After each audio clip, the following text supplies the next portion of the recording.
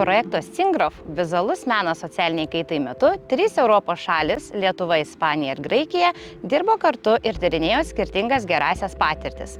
Norime pristatyti 8 gerąsias patirtis įtraukties srityje.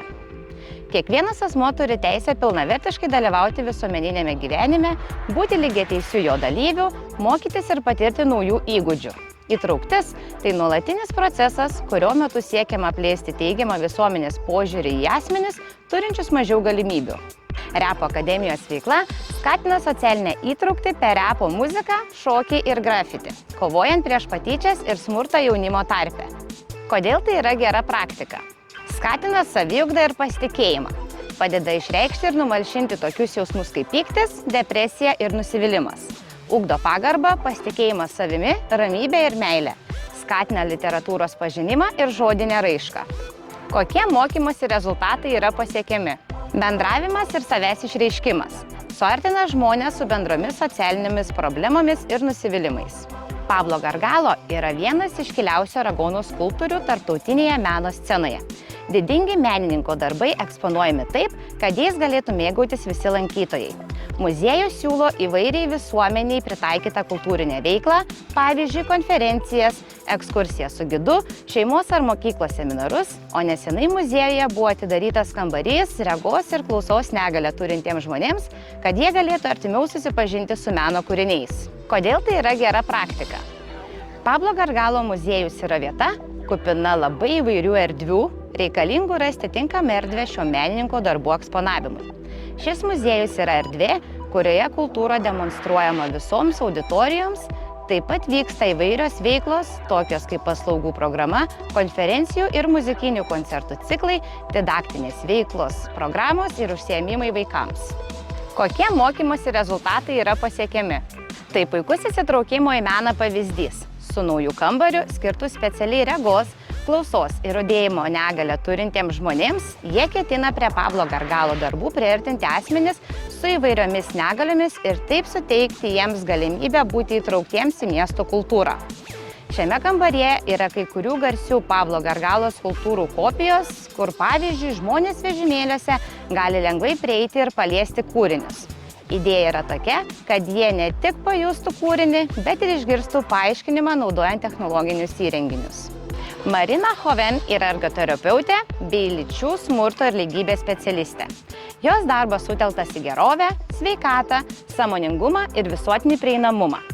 Vienas iš pagrindinių jos tikslų yra įveikti lygybės, įvairovės ir įtraukties barjerus.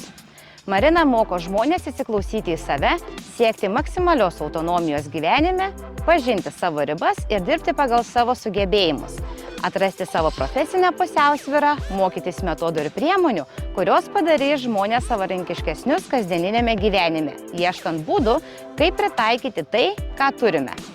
Šokdama savo neįgaliojo vežimėlyje, kurio vardas Dora, ji laužo nusistovėjusius stereotipus apie asmens su fizinė negalia ribotumus. Kodėl tai yra gera praktika? Darbo terapijos intervencijų ir seminarų ciklai sukurti atsižvelgiant į visus, turint omenyje universalų prieinamumą ir aplinkos kliūčių laužymą. Kokie mokymosi rezultatai yra pasiekiami? Mažina segregaciją, griauna nusistovėjusius barjerus tarp skirtingų socialinių grupių, didina įtrauktį ir skatina dalyvavimą. Jaunuolių dienos centras surengė interaktyvų ir įtraukiantį šalies pristatymą, kurį sudarė maisto degustacija, tradicijų pažinimas per praktinę veiklą, istorijos ir kultūros pažinimas. Kodėl tai yra gera praktika? Šiuo įtraukiu pristatymo metodu galėsite išbandyti kitus skonius, muziką ir šokius iš arti. Kokie mokymosi rezultatai yra pasiekiami?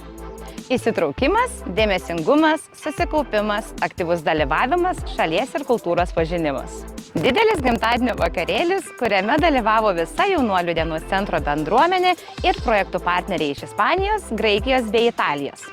Kiekviena grupė ir svečiai kūrė smagius, kūrybiškus pasirodymus šventei pagal nurodytą temą, kurios atliko šventės metu. Kodėl tai yra gera praktika?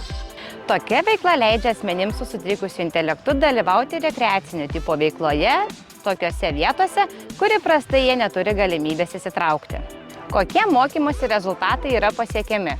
Komunikabilumas – gebėjimas demonstruoti savo kūrybiškumą ir sukurtus pasirodymus bendruomeniai. Espacio Ibercaja Joven yra žinoma kaip viena iš orientacinių erdvių jaunimui. Čia siekiama kurti, vykdyti ir populiarinti socialinius ir kultūrinius darbus, skatinančių žmonių tobulėjimą ir dalyvavimą mokymosi veiklose.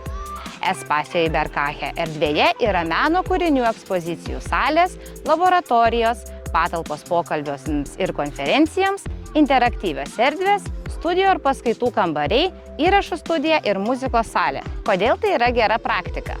Organizacijoje analizuojami visuomenės poreikiai ir padedama jaunimui naudotis naujoviškais renginiais, darbo galimybėmis, konkursais, kursais ir seminarais, kuriuose jie gali tobulinti savo gebėjimus, tapdami bendruomenės dalimi. Taip pat sukuria erdvę patirti naujų dalykų, atrasti naujas aistras, palankės jų socialiniam vystymuisi.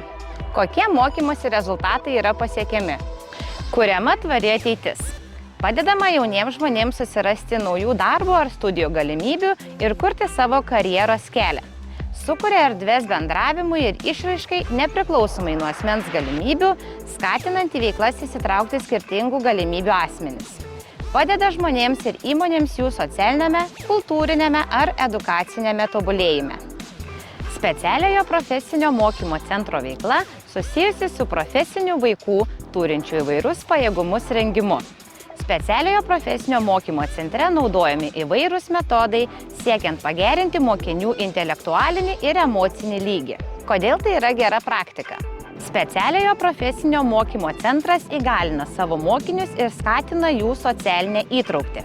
Didina saugumo jausmą mokinių šeimoms, nes mokiniai mokosi labiau pasitikėti savimi, būti savarankiškesni ir pajėgesni. Kokie mokymosi rezultatai yra pasiekiami? Komandinis darbas, įgalinimas, pasitikėjimas savimi, minkštieji ir emociniai įgūdžiai, maisto gaminimas, sodininkystė, amatai ir įvairūs įgūdžiai jų galimoms profesinėms orientacijoms. Xaixa Forum kviečia kurti pokyčius ir skatina pažeidžiamoje situacijoje atsidūrusias grupės dalyvauti įvairių meno disciplinų kūrybiniuose procesuose, siekiant skatinti sanglaudą ir socialinę įtrauktį. Jie siūlo paramą menininkams ir kultūros subjektams iš visos Ispanijos. Skatina meninius projektus, kuriuose dalyvauja pažeidžiamos grupės arba bendruomenės. Kodėl tai yra gera praktika? Projektas Menas pokyčiams skatina asmenis, atsidūrusius įvairiose pažeidžiamose situacijose, dalyvauti kūrybiniuose projektuose. Jie ne tik siūlo 25 000 eurų dotaciją projekto įgyvendinimui, bet ir 3 susitikimų erdves, kurios suteikia galimybę kurti meną kaip socialinės transformacijos elementą. Jie taip pat sukuria erdves, kuriuose galima teikti patarimus ir pasiūlymus rengiant projektus. Kokie mokymosi rezultatai yra pasiekiami? Šis Xaixa Forum įgyvendinamas projektas yra puikia galimybė atverti duris žmonėms ar menininkams, kurie norėtų atskleisti savo darbus, bet gyvena pažeidžiamoje situacijoje ir neturi artimos prieigos prie meno ir kultūros. Jie remia meninius projektus, kuriuose dalyvauja žmonės iš tos pačios aplinkos ar kaiminystės, siekiant skatinti socialinės transformacijos procesus. Plačiau apie šias ir kitas šalių gerąsias patirtis galite perskaityti projekto Singrove – Vizualus menas socialiniai kaitai elektroninėme leidinyje.